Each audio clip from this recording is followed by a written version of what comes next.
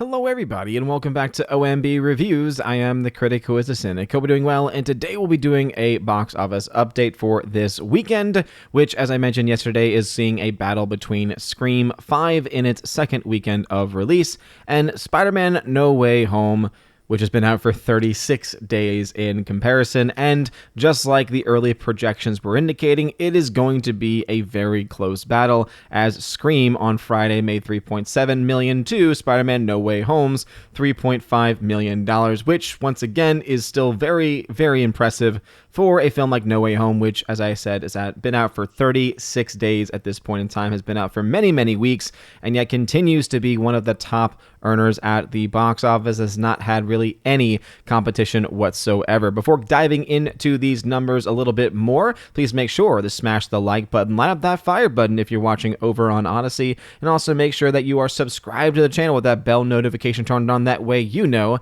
every time a new video or live stream it goes live on the channel. So hey, everyone's Saturday has been doing well so far. Just got back from our first Chattanooga March for Life rally, which was really awesome. A pretty good turnout for the first year, and it was really cool to see. And now I am just diving into these numbers, just getting home from that, having a little bit of lunch. And it is, again, interesting to see this back and forth. I would not be surprised if between today and tomorrow, Spider-Man takes the #1 slots, right? Whether it's on Saturday or whether it's on Sunday. It would not surprise me to kind of see that back and forth. And so it'll be interesting to see if the differences between whichever one gets first place on those given days, how much that will be, and will it be enough to put one ahead of the other. I know that it's not the most exciting competition. It's not the most exciting battle that's ever existed in the box office, right? Because, again, Scream, very niche audience, versus Spider-Man having, of course, a much more massive audience, but being out for a very much longer period of time. And we are still in the very slow month of January, where films go to die.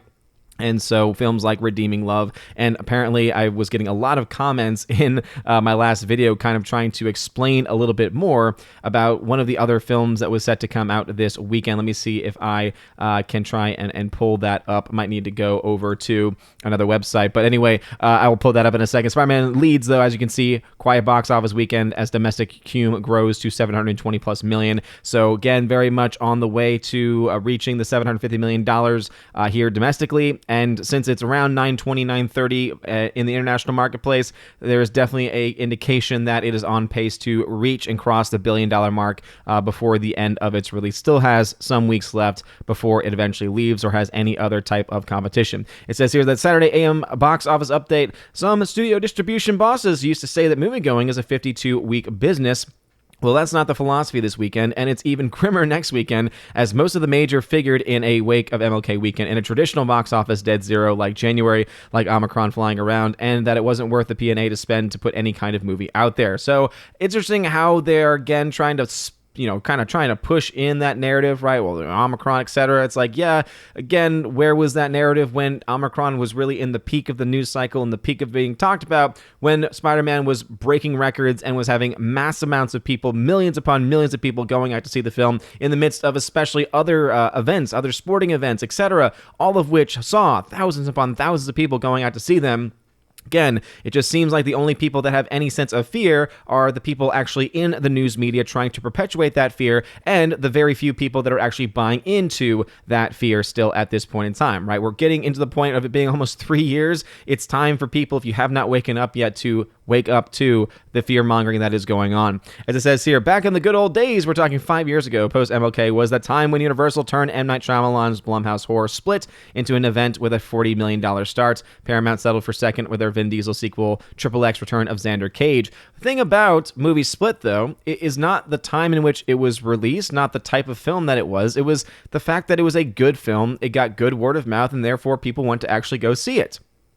So instead of trying to use Omicron, instead of trying to use in the wake of MLK, instead of trying to use all of these various excuses, why don't we just speak to the actual films themselves and the way in which that these films actually perform, and the way in which, of course, the audiences show out to them? Because here's the thing, there is a strong those small group of people that are huge fans of still the Scream franchise, they have come out to their full force to support this film. This film is up there with some of the other Scream films that have been released. And so this is a film that is doing well amongst the group that this film was really made for. If the purpose of this film was to branch out to other people, there really is no indication at this point that that is actually going on. But if it was to go and try and make the Scream fans happy and to get them to come out to the point of them being able to make their money back, hey, they are in the position right now to do so, since they only had a $24 million budget for the actual film. But please, let's just stop trying to take away anything from the actual film itself, and that maybe people aren't going to see films, maybe people aren't able to, or films like Scream are not able to get outside of their niche fan base because they are films that are not really being made for those types of people, or being made well enough to be able to bring people that otherwise would not be fans of said types of franchises or said types of stories into the fray. Right, this is kind of the game that you play when you make movies. It's, okay, do I make a movie because I want to make a really, really good story that hopefully a lot of people like and is able to reach across the boundaries, right, is able to bring a lot of other people into the fray and into the discussion? Or do I want to make a film that's just for these specific types of fans that might leave other fans isolated? But if I'm able to do that and motivate those people enough, will I make it good enough so that they will, one, come back multiple times, and two, maybe even try and bring their friends to say, hey, if you didn't like the other ones, maybe you'll like this one. In the end of the day, this is a money game, right? In the end of the day, when it comes to movies, making money is kind of a big deal. Now, the amount of money that you make does not mean that your film is good necessarily. However, we have just seen that there is a lot of correlation, especially for bigger budget films and even some lower budget films, that films that end up making their money back end up being profitable in various ways, especially in the midst of them being series like Scream 5. That at the very least they are showing and indicating that there is at least some type of correlation at times as far as how much money can actually be made. Goes on to say, and so we settle for Sony Spider-Man No Way Home rising to number one in its sixth weekend, $13.5 million, putting its massive domestic total to $720.4, and Paramount Media's Scream in second with a 61% drop with $11.7 million. So it's interesting here because those numbers must be including some of the other figures that have been released so far. So again, this is just the Friday numbers here. It looks like that they are adjusting these numbers as such. And so it looks like that, yes, indeed, Spider-Man No Way Home will actually be taking back its number one spot from Scream based on the numbers as we see them, which would indicate that even though the Friday panned out this way, they are projecting that the Saturday and Sunday will favor much more Spider-Man No Way Home instead. And so not really that surprised there, but it will be interesting nonetheless to see where these films fall, and of course where Scream falls, because this is the weekend where I will be able to make some projections as far as how much money the film is likely to make by the end of its run. Scream so far has made $60.5 million, and just to give an idea about how close it is to breaking even, it is at the break-even point. So as I mentioned previously, one of the ways that you can calculate that is you can take the amount of money that you currently have, take into account the 60% that the studio typically gets from the box office. You then also subtract how much it costs with marketing, and that can give you your number. One other easier way to do that, and this is something that I figured out more so recently, is you take the production budget and you multiply it by 2.5, and that will give you the break-even number. And one way that you can track that on a place like the numbers is that they actually give you this in the production budget category, right? $24 million. So they say the worldwide box office currently is 2.5 times the production budget. So that means the film has been able to reach its break-even point at least, and is likely going past that break-even point. I want to say that means the break-even was probably around $60 million or so. And so being at 60.5 million would definitely put it into that category. And so kudos to Scream for being able to actually reach that number, to actually reach that milestone. And that means it's going to be able to make a little bit of extra profit. But in comparison, of course, to films like Spider-Man No Way Home, showing you a very similar metric here. So this is up to $1.6 billion, expected to be at 1.7 plus billion by the end of the weekend. This film is 8.2 times its production budget, and 8.2 times the production budget of $200 million versus just 2.5 times the production budget of $24 million. shows you just how many more people are going to see films like this. Again, to me, the metric that is most important is a film able to make its money back? It's not necessarily the entire total of a film. That's why I look at a film like Ghostbusters Afterlife, and people say, well, hey, Ghostbusters 2016 made more money. It's like, yes, but Ghostbusters 2016 did not make its money back and actually lost money. You compare that to a film like Ghostbusters Afterlife, which was able to make its money back and has since been able to even make profit and is showing itself to have a lot of people pre-ordering it, and also is showing itself to be very excited because there is a Ghostbusters Ultimate Edition set which features Afterlife and does not feature 2016 in a physical media release.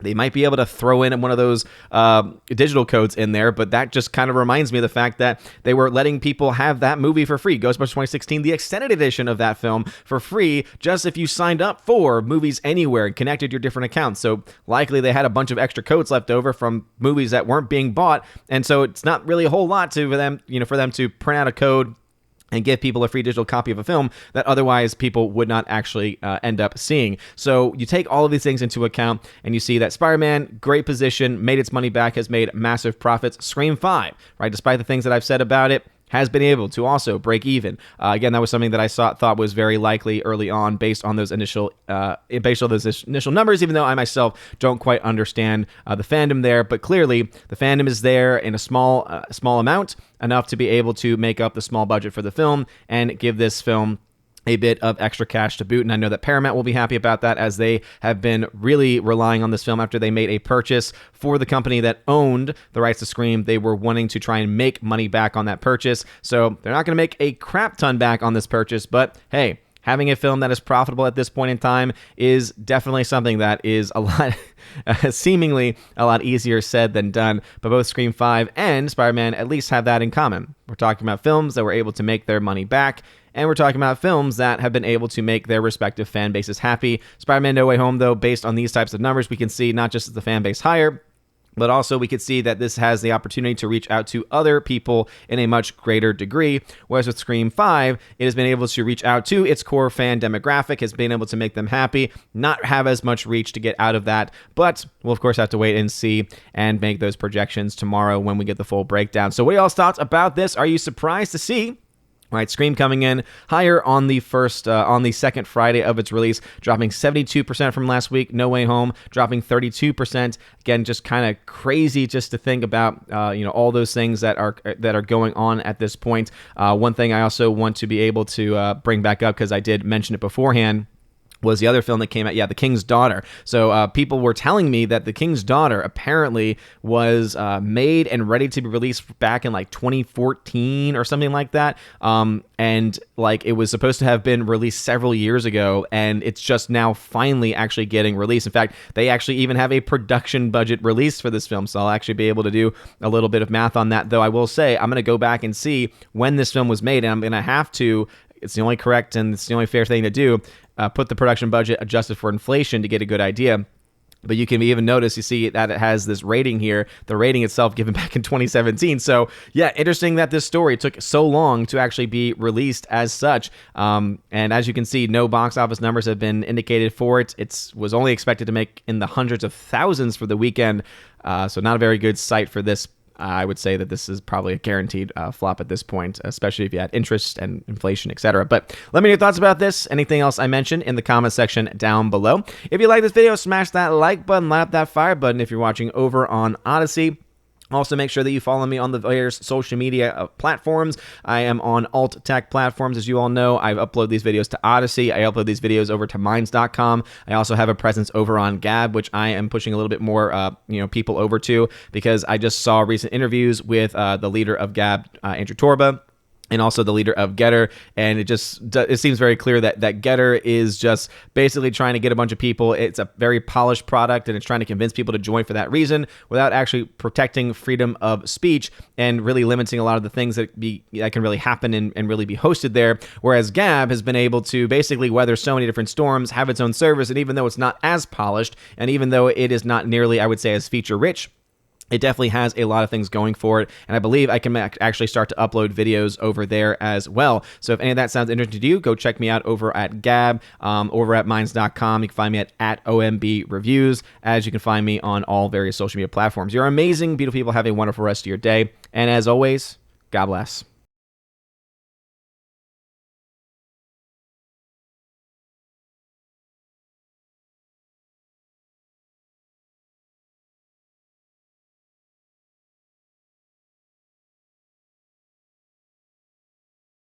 And now for a huge shout out to all of my January Patreon Subscribe Star and Locals members. Starting first off with Locals, shout out to Kara Tharp, UAB Mad Dog, Mike Jackson, Biffer DeHobbit, and Robert Barnes. Thank you all very much for supporting me over on the Locals platform. Also a shout out to my Subscribe Star people, UAB Mad Dog, Mike Jackson once again, Storm Tracker, The R, Fast Reaction, Nosferatu Gatsu, Stan 4, John B, Mr. Roy, Glinzer, J. Alex McCarthy Jr., Dean Heiss / the new number 2, J-Rod the Beer Guru, and ZK Man. Thank you all very much for supporting me over on the Subscribe Star platform. And lastly, to my Patreon supporters, my 30 Patreon supporters over there, animation commentator Brandon, let's go Brandon, Brian P., Christopher Bowman, Father Christopher Miller, hail to you Father, Father Damian Cook, Garrett Searles, Hannibal Grimm,